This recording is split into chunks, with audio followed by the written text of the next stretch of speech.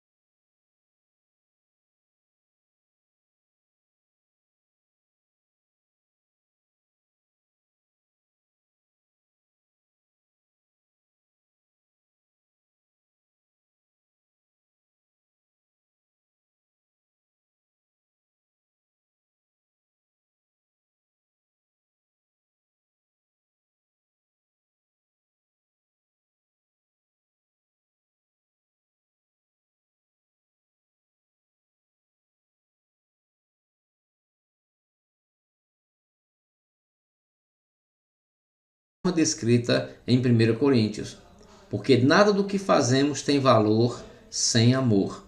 Esse é o ideal que devemos buscar e refletir em nossas vidas. E esse é o ponto principal que está aqui nesse versículo. Versículo 2, Josué, capítulo 1, verso 9. Não fui eu que ordenei a você, seja forte e corajoso, não se apavore nem desanime, pois o Senhor, o seu Deus, estará com você por onde você andar. Quando Moisés morreu, a liderança do povo de Israel foi passada para Josué. Além disso, Josué tinha a missão de conquistar a terra prometida depois de 40 anos no deserto. E tanta responsabilidade realmente não foi fácil. Mas Deus falou com Josué e lembrou que ele não estava sozinho. Assim como nesses momentos agora de aflição, nós devemos lembrar que não estamos sozinhos. Deus está conosco. Ele nos dá a capacidade de resistir, de aceitar, não no sentido de aceitar as coisas ruins, mas de aceitar que tudo é feito por Ele, tudo é permitido por Ele e que Ele é a nossa força e a nossa fortaleza e a nossa motivação. Se formos fiéis a Deus, Ele está pronto para nos dar a vitória final. E é isso que esperamos. Dessa mesma forma, foi apresentado aqui no versículo, falando sobre Josué e a sua fidelidade. Por isso, nós observamos que, confiando em Deus, não há falhas.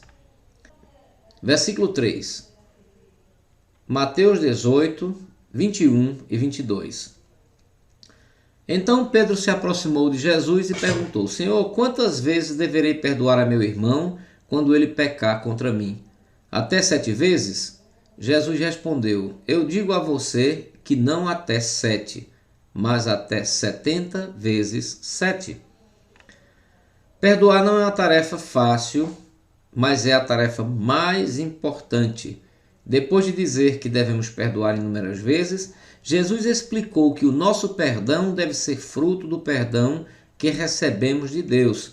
Se Deus nos perdoou todas as nossas ofensas, Ele recebeu os nossos pecados e morreu na cruz para nos salvar.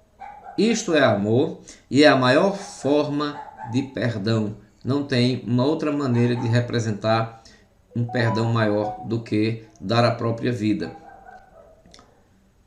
Se Deus nos perdoou dessa maneira, então, diante dos nossos inimigos, diante daqueles que nos ofendem, orar por eles e buscar no amor de Deus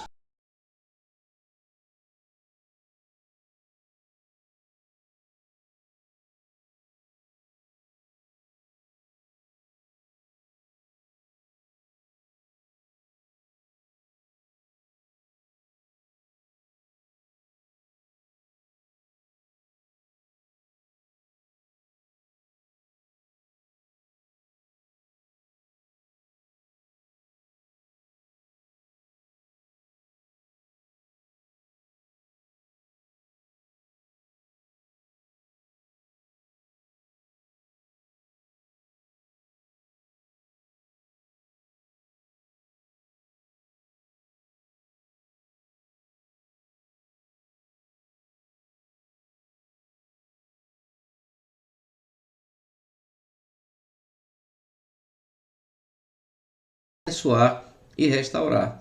Então, se você nesse momento está passando por alguma aflição, observe nesse versículo o fundamento. Deus tem um plano para as nossas vidas. Ele tem um plano maior do que possamos imaginar, maior do que possamos acreditar. Uma bênção incomensurável que não se pode medir. O próximo versículo está em João, capítulo 16, verso 33. Eu disse essas coisas para que em mim vocês tenham paz. Nesse mundo vocês terão aflições, contudo tenham ânimo. Eu venci o mundo. Na sua última noite antes de ser crucificado, Jesus explicou muitas coisas importantes aos seus discípulos. Ele os preparou para a sua morte e para o sofrimento que iria enfrentar, mas também lhes deu esperança. Os discípulos não ficariam sozinhos.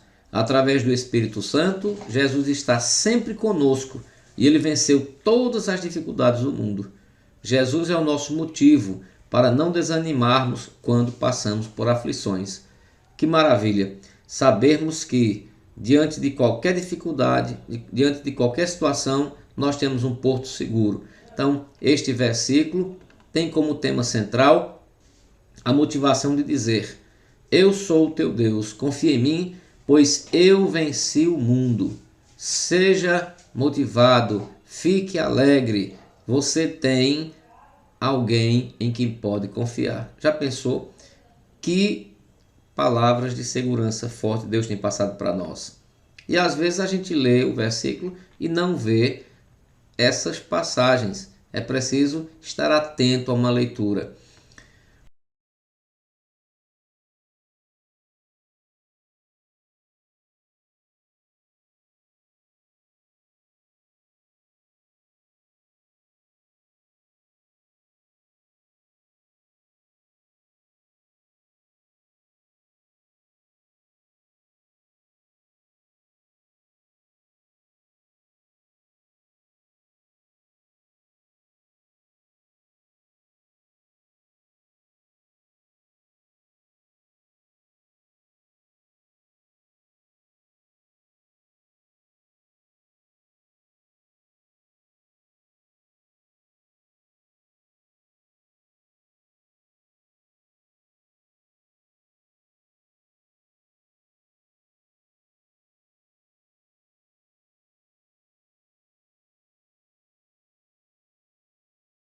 Ou qualquer outra coisa, quando na realidade a maior bênção que nós deveremos ter, a maior coisa que pode acontecer em nossa vida é a presença e a graça de Deus. Então é o que está mostrando neste versículo como ideia-chave. Lembra que nós estudamos sobre palavras-chave e ideias-chave. Então, nesse momento que estamos estudando estes versículos, é importante olharmos para a ideia-chave. Tem muitos textos, mas nós devemos buscar a ideia-chave. Sétimo versículo, Isaías 41, 10. Por isso não tema, pois estou com você. Não tenha medo, pois sou o seu Deus. Eu o fortalecerei e o ajudarei, e o segurarei com a minha mão vitoriosa. Em Isaías 41, Deus lembrou à nação de Israel que ele tem todo o poder e que ele estava cuidando do seu povo. Quando nós entregamos a nossa vida a Deus de todo o coração, ele nos protege, ele cuida de nós. Não precisamos ter medo, porque Deus é poderoso para nos levar à vitória.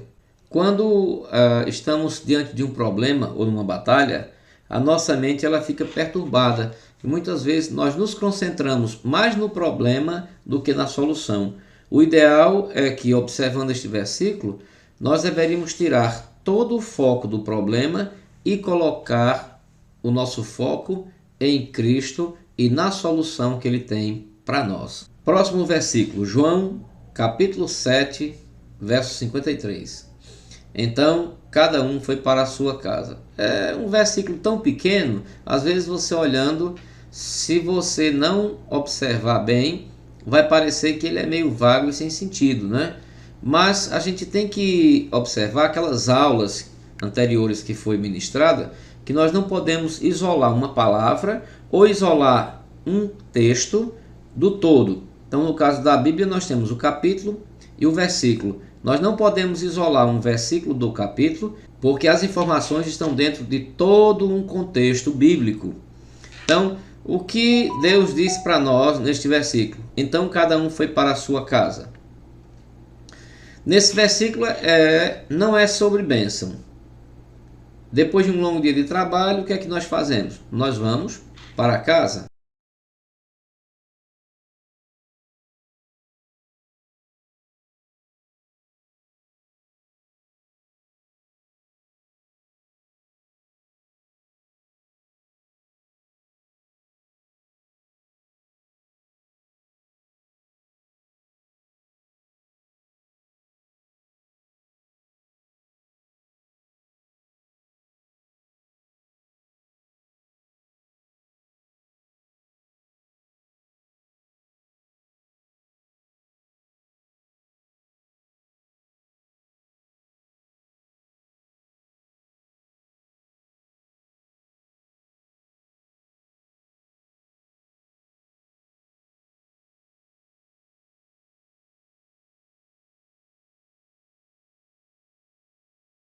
Vago.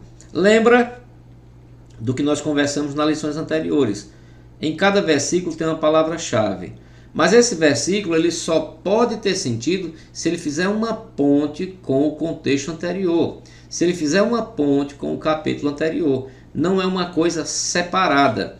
Lembra daquele povo que tem uma cegueira espiritual, que abre a Bíblia e de repente, esse versículo aqui de hoje me revelou alguma coisa. Como se fosse algo mágico. A leitura bíblica ela não é desse jeito. Ela é uma leitura espiritual, uma leitura com oração, uma leitura reflexiva e uma leitura com reverência, juntando os pontos. Lembra dos axiomas, das propriedades interpretativas, em que há uns cruzamentos que nós devemos fazer entre um versículo e outro, entre um capítulo e outro? Então, se você tiver alguma dúvida sobre isso, assista a aula anterior, a EBD do domingo passado, que vai esclarecer um pouco melhor. Mateus capítulo 6, do verso 9 ao 13. Vocês orem assim: Pai nosso que estás nos céus, santificado seja o teu nome, venha o teu reino, seja feita a tua vontade, assim na terra como no céu. Dá-nos hoje o nosso pão de cada dia, perdoa as nossas dívidas, assim como nós perdoamos os nossos devedores. E não nos deixeis cair em tentação, mas livra-nos do mal, porque teu é o reino, o poder e a glória para sempre. Amém. Muitas vezes, alguns de nós não sabemos como orar. E nós fazemos uma confusão porque nós queremos orar de qualquer jeito. E quando nós vamos orar, nós devemos parar, tirar o barulho interno que há na nossa cabeça, eliminar aqueles pensamentos que estão nos incomodando, deixar acalmar, buscar o Espírito Santo e sim, aí orar para conversar com Deus. Por isso Jesus nos dá um modelo de oração, para que não fiquemos perdidos procurando que palavra eu vou dizer, que assunto eu vou tratar. Ou então pegar um trecho e ficar repetindo severamente sem sentido, porque a palavra se torna vã. Quando nós ficamos repetindo a palavra direto sem um objetivo, ela perde a validade. Vou dar um exemplo. Você experimente fazer isso com seu cônjuge ou com uma pessoa que você tem uma certa intimidade, que é um filho ou alguém, e fique dizendo para ele: eu te amo, eu te amo, eu te amo, eu te amo. Não vai ter um resultado positivo, porque isso, além de ser cansativo, não está sendo do coração. Você não parou para refletir nas palavras que você está dizendo. Você fica repetindo alguma coisa simplesmente mecânico e automático. Não existe um objetivo, não existe um fundamento. Então, Jesus, sabendo disso, ele disse: olha, se você quer orar e está com dificuldade, faça o seguinte: lembre, Pai nosso que estás no céu. Aqui estamos dando reverência e reconhecendo todo o poder de Deus. santificado seja o teu nome, colocando uma reverência sobre um nome que está acima de todo nome. Venha o teu reino, que é o nosso desejo, o reino de salvação. Seja feita a tua vontade, não a minha. O próprio Cristo, quando estava orando, ele se colocava dessa maneira. Ó Pai, não seja feita a minha vontade, mas sim a tua vontade. Então ele já dava o exemplo para nós de como é que nós deveríamos orar, como é que nós deveríamos fazer isso com reverência e não pronunciando palavras vãs. Versículo 10 está em Levítico 19, 28. Não façam cortes no corpo por causa dos mortos, nem tatuagens em vocês mesmos, eu sou o Senhor. Aqui nós devemos observar que é uma ordem, é um conselho, é uma orientação, né? Então ele faz referência a marcas no corpo e tatuagens. Os israelitas não deveriam fazer essas marcas em seus corpos porque fazia parte de rituais pagãos ligados aos mortos. Isso era uma forma de idolatria que acontecia nos povos em redor de Israel. Por isso, antes de tomar uma decisão sobre fazer uma tatuagem, alguns irmãos que acham que misturar o mundo com a igreja dá certo, então eu vou colocar um piercing, vou fazer uma tatuagem, vou vestir um determinado tipo de roupa ou ter um tipo de atitude para ser moderno. O cristão deve pensar nos motivos, nas razões pelas quais ele está fazendo. Porque o que eu vejo é, hoje, muitos jovens e adolescentes usando símbolos pagãos, símbolos satânicos e nem se dá conta que estão fazendo isso. É estampado em camisas, às vezes em letras de músicas, em alguns filmes que estão ali que ele está assistindo, e ele diz, aquele símbolo é bonito, é um símbolo interessante, diferente. Então tenha muito cuidado quando você for observar essas coisas. Muitas vezes a gente é enganado, são as artimanhas do inimigo. Então este versículo está nos alertando, porque qualquer tipo de coisa que não for referente a Deus, que não for referente a Jesus Cristo, não é só uma idolatria, mas é também algo que estamos fazendo contra a divindade de Deus, a divindade de Cristo. Então isso é muito sério. Êxodo, capítulo 20, 12. Honra teu pai e tua mãe, a fim de que tenhas vida longa na terra, que o Senhor, o teu Deus, te dá. Dos 10 mandamentos, esse é o primeiro que vem com a promessa de bênção. Os pais não são perfeitos, mas geralmente têm uma informação e sabedoria para nos transmitir, porque são mais velhos do que nós, e essa responsabilidade de cuidar dos filhos é muito grande, porque tem uma grande influência no resto de nossas vidas.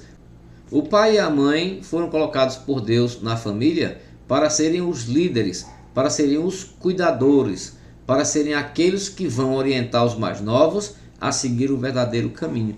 Então, Deus nos deu essa responsabilidade como pai para orientar.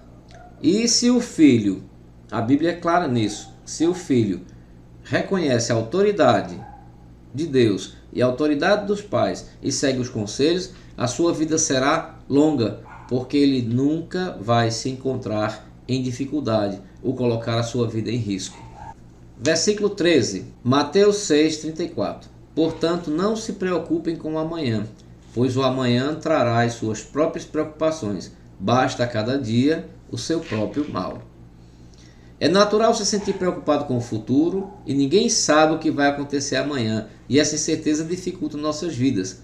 Mas existe uma pessoa que conhece todas as coisas do passado, do presente e do futuro, que é Deus. Ele está no controle de todas as coisas. Por isso não precisamos ter medo do futuro e cada dia tem suas próprias preocupações. Eu fico abismado nesse momento de quarentena, nesse momento de pandemia, quando alguns irmãos ficam temerosos, com medo de morrer. O que é que vai acontecer amanhã? Qual o problema que vai surgir? Nós devemos fazer uma coisa: orar e colocar nas mãos de Deus, porque a Ele pertence tudo. Tudo é permitido por Ele. Se eu ficar ouvindo homens, dando atenção ao mundo, eu vou me afastar de Deus e vou ficar louco. Porque o homem ele não vai me trazer nenhuma solução.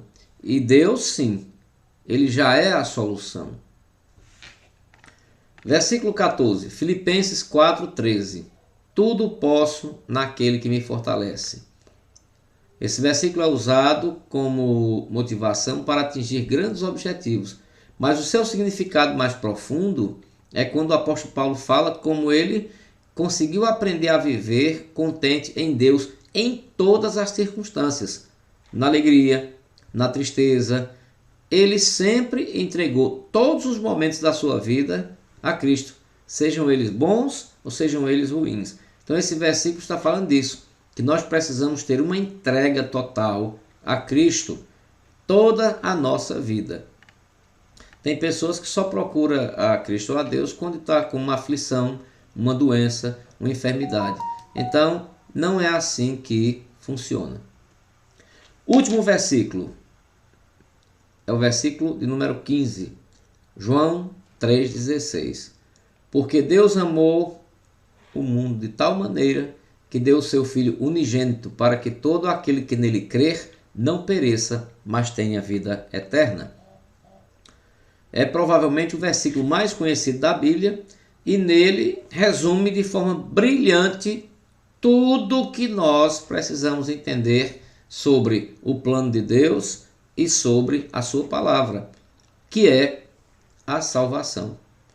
Então, aqui está mais do que explicado. Nós precisamos perdoar, reconhecer que somos pecadores, acreditar em Jesus e reconhecer a grandeza, a maravilha que Deus mandou para nós o seu Filho como a redenção e o ponto principal de resgate e salvação.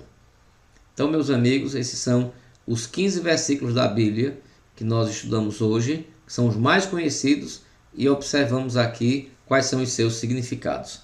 Até o próximo estudo da EBD. Tenha um bom domingo.